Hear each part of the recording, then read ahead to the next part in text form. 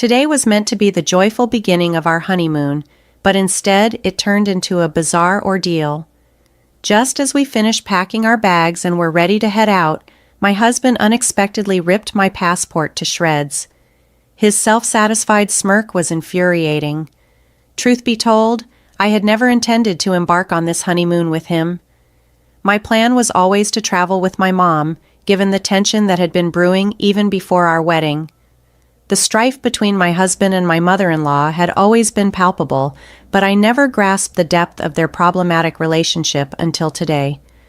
I have never known anyone else to have their mother-in-law hijack their honeymoon, and the whole scenario left me shocked and seething with anger. Most of all, I felt deeply uncomfortable. As he continued to destroy my passport with scissors, my mother-in-law watched on, grinning triumphantly. It became clear to me that I needed to escape this toxic environment as quickly as possible.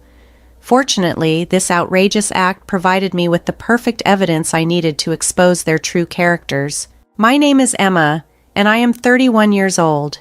I've been working for 6 years, and it was just recently that I received the marriage proposal of my dreams from my boyfriend of 3 years. We are currently planning our wedding and honeymoon. We met at work where he was a senior and I was just starting out. He always lent a hand when I faced challenges with new tasks.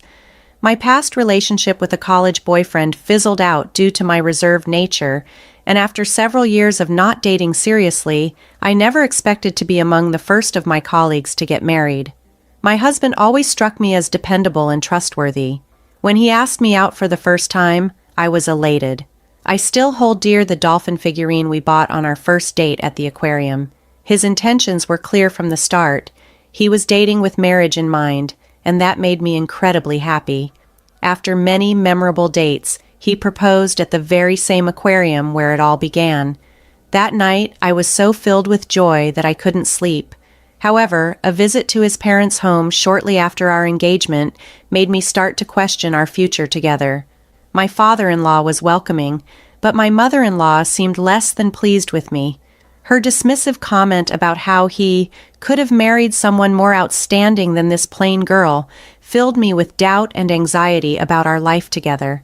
Initially, I told myself that the nerves before the wedding were normal, so I brushed aside my concerns and pushed forward with the wedding plans.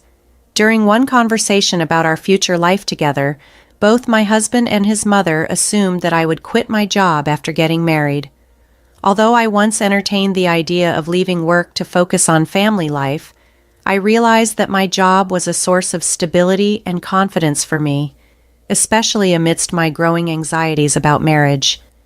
Despite the constant pressure from my mother-in-law to quit, I resolved to keep my position at the same company where my husband worked. As we planned the wedding, we faced a disagreement about when to officially register our marriage. My husband wanted to do it sooner rather than later. Ultimately, we respected his preference and registered our marriage, which, despite feeling routine, filled me with joy once I realized we were officially married. We initially planned for a small and intimate wedding. However, once my husband mentioned this to his mother, she intervened immediately. "Mason's wedding is too important for a small gathering," she declared over the phone. "The wedding must be grand, and I will ensure it's appropriate for Mason. Keep your guest list to just your parents and close friends. I suppose your friends are as uninteresting as you, and they'd only dampen the mood." I was overwhelmed by her forceful opinions on everything from the venue to the guest list, and it was frustrating to see her assert so much control. But I convinced myself that perhaps this was just the nature of weddings, and I reluctantly agreed to limit my guest list to just my parents and a few friends, as she wanted. However, her meddling didn't stop there. She had strong opinions on the program, entertainment, decorations, and catering. Following her demands would stretch our budget significantly. Initially, Mason's family had agreed to cover half of the wedding costs, but suddenly that arrangement changed, leaving me to shoulder the extra financial burdens for the grand wedding she envisioned. In an attempt to manage costs discreetly, I made some economical choices, but she criticized these decisions harshly, claiming they looked cheap and accused me of not following her instructions. After all the compromises and challenges, I hoped that the wedding would mark the end of her overbearing involvement. But as I soon learned, distancing myself from her influence was not going to be as easy as I had hoped. After our wedding, my husband made a decision that left me completely astounded. Despite my repeated frustrations with his mother's excessive involvement in our wedding plans and my clear desire to maintain some distance from her, my husband decided that we should live with her. Without my knowledge, he canceled the lease on our new apartment that we had already signed. All my belongings, which were meant for our new home, were instead sent to his family's house. I was left speechless, unable to comprehend how these major decisions had been made without my input. During the wedding planning, I had managed everything meticulously, even warning Mason that complying with all his mother's demands would stretch our budget too thin. He brushed off my concerns. The anxiety that had built up before our wedding only grew stronger after the ceremony. We had planned an overseas honeymoon to a destination I had always dreamed of visiting. The thought of celebrating our marriage there felt almost magical. However, my excitement was severely dampened by my growing discomfort with Mason's odd behavior and the looming reality of living with my mother-in-law upon our return. Despite my efforts, Mason did not cooperate much with the honeymoon planning. Oddly enough, he took it upon himself to book our flights and hotel. I was under the impression that he had chosen a romantic setting for our honeymoon, and despite covering all the costs myself, I was grateful he seemed to be contributing in some way. However, the night before we were supposed to leave for our honeymoon, Mason casually dropped a bombshell that shattered everything. As I was double-checking our luggage, he nonchalantly mentioned, "Emma, I'm going to go with my mom." I was in shock, unable to process his words.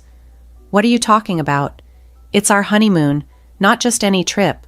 Why would your mother be joining us? We've only paid for 2 flight tickets and the hotel." As I struggled to understand his logic, Mason surprised me yet again. "I never mentioned going on this trip with you, did I? Don't be ridiculous. I'm going with my mom. It's a gratitude trip for all she's done for me. You stay here and get the house ready by cleaning every nook and cranny." In a dramatic display, Mason then tore up my passport, which I had entrusted to him. Rendered speechless, I could only watch in horror as he destroyed it. Just then, his fully made-up mother barged into our room without knocking, eager to leave. "Mason, are you ready?" she asked. His face lit up with excitement. "Yeah, we're good to go. Finally, we can take this trip without any interruptions." They both shared a gleeful laugh, leaving me utterly disgusted. At that moment, I realized I was about to embark on a life with someone who was turning out to be a complete nightmare. While I had been figuring out how to coexist with my mother-in-law, this was beyond anything I could have imagined. As they laughed and left together, any words I could muster felt futile, dismissed as mere sour grapes by them. I had been relieved that Mason seemed to be helping with the honeymoon, but it turned out he had been planning to travel with his mother all along, booking everything in her name and leaving me to bear all the costs. The betrayal by my husband was a profound and painful blow, but my fury overshadowed the sadness, the quaint, intimate wedding I had always dreamt of, and the honeymoon that was meant to be the highlight of my life with the one I loved were both tainted by the actions of my mother-in-law and my husband. Overwhelmed by the turn of events, I was initially in denial, but I quickly resolved that I needed to take decisive action. I decided to file for divorce. Interestingly, I had inadvertently prepared a powerful tool for my divorce proceedings. From the onset of our wedding preparations, I started recording audio clips, hoping to capture the joyous moments of these significant milestones. What began as an innocent desire to preserve happy memories of our wedding day soon turned into a chronicle of my mother-in-law's intrusive and undermining behavior.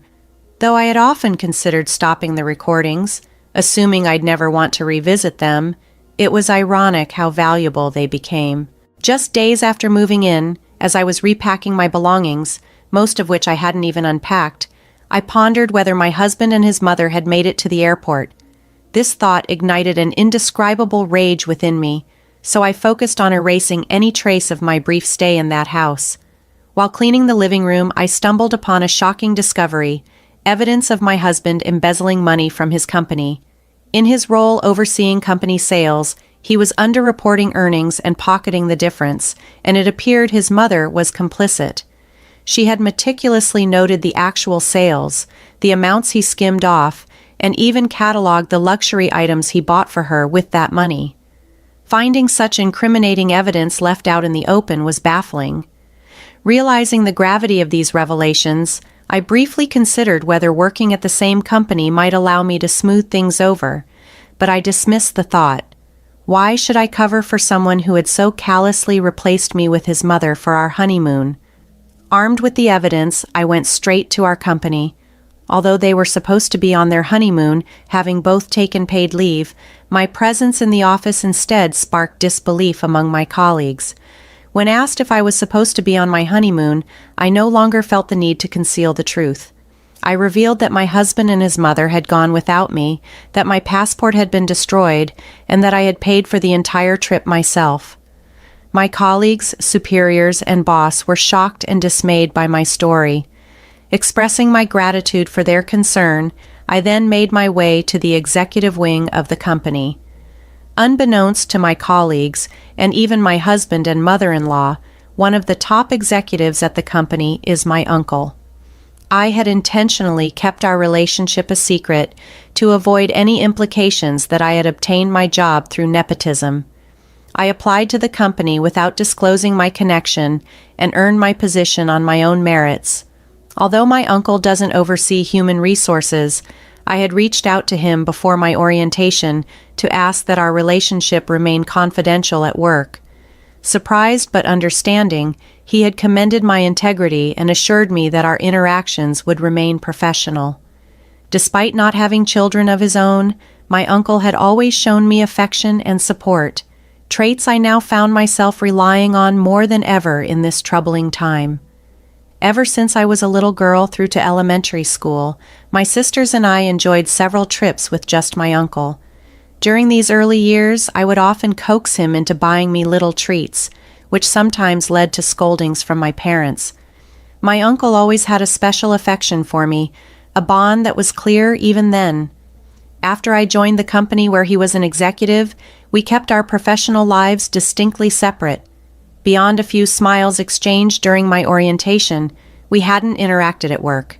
When the crisis with my husband and mother-in-law unfolded, I knew I needed support, so I went to my uncle's office. I explained the situation to his secretary and was quickly ushered in. My uncle's initial smile faded to a look of concern when he saw me. "Why are you here? Weren't you supposed to be on your honeymoon?" he asked. Overcome with emotion upon seeing his familiar, kind face, I burst into tears and recounted everything: how my honeymoon was hijacked, the living arrangements, and my husband's betrayal. I also disclosed my husband's embezzlement, handing my uncle the damning evidence. His reaction was one of visible fury, a side of him I had never seen before. He immediately promised to call a board meeting to address the issue. After discussing these heavy matters, he suggested we go grab some lunch, trying to lift my spirits before I headed back home. Despite the heartbreaking betrayal, it was comforting to know there were still people in my life who genuinely cared about my well-being. A week later, when my husband and his mother returned from the trip meant to be our honeymoon, my husband furiously called me for not picking them up from the airport and for not having the house cleaned as he had demanded. He ranted about my unexplained absence. By this point, I had already secured a top-notch divorce lawyer, recommended by my uncle and parents, and the legal process was underway. Without letting my husband finish, I retorted sharply, "You two sure are loud and annoying. I don't want to hear your voice anymore. Why would I pick up someone I'm divorcing? And why would I follow your silly orders?"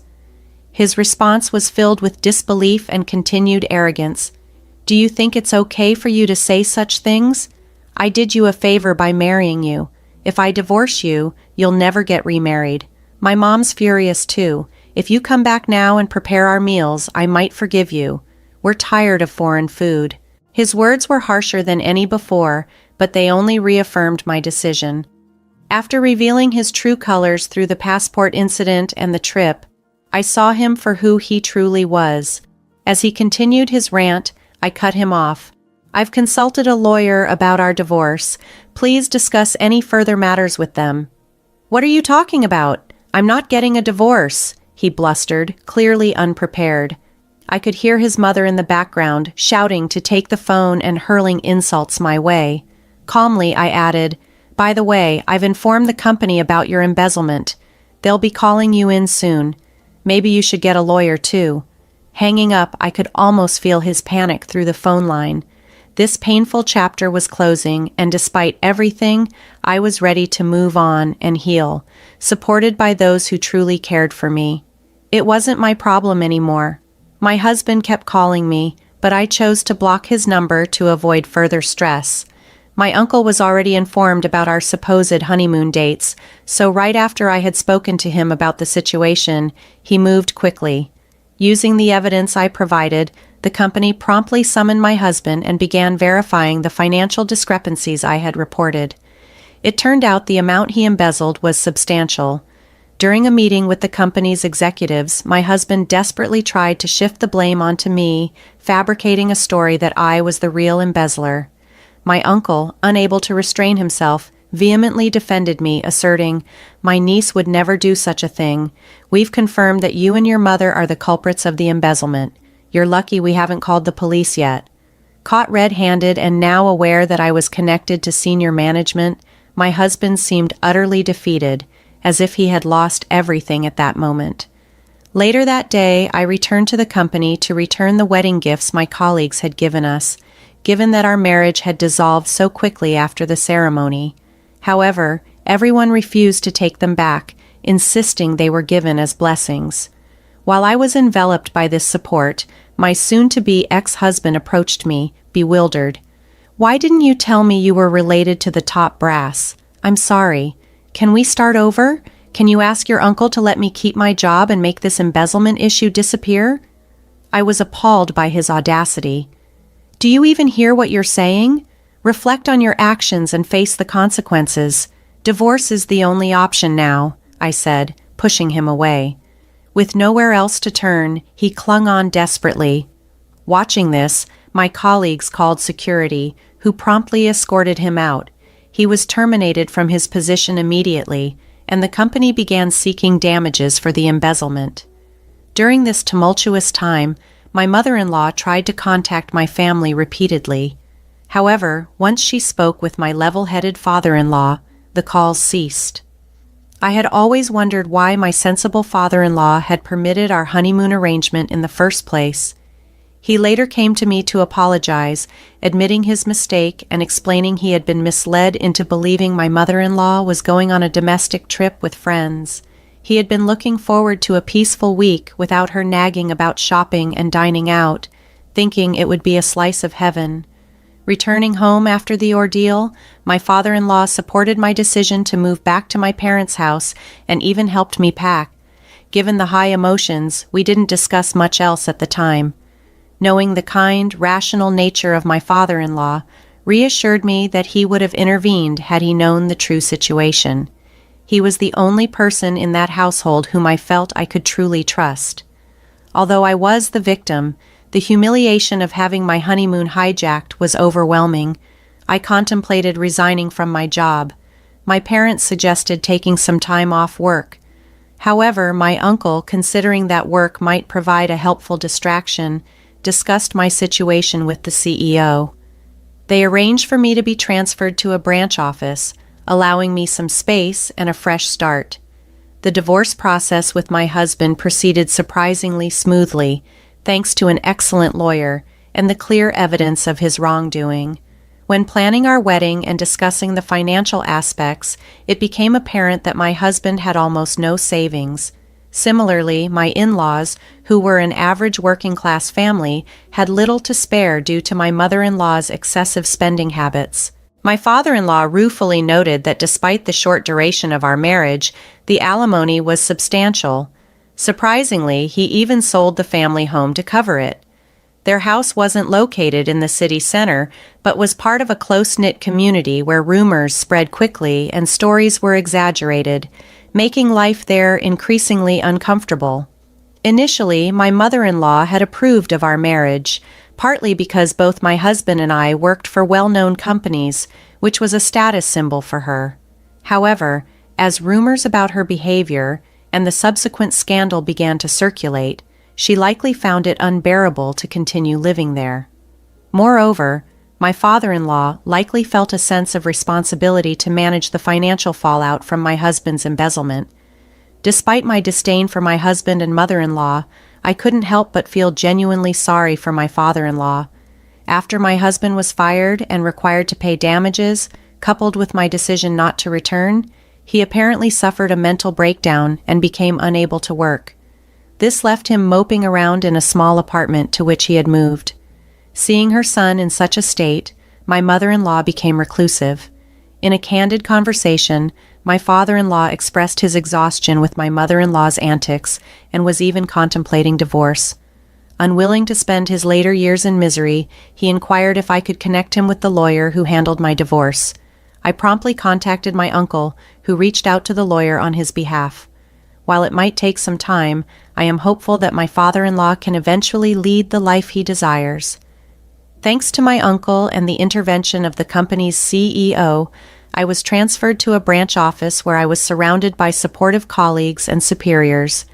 I am eternally grateful for my uncle's unwavering support throughout this ordeal. My only regret through all this has been missing out on the country we had planned to visit for our honeymoon. Once things settle down, I hope to take that trip abroad, a journey meant for healing and reflection after a tumultuous chapter in my life.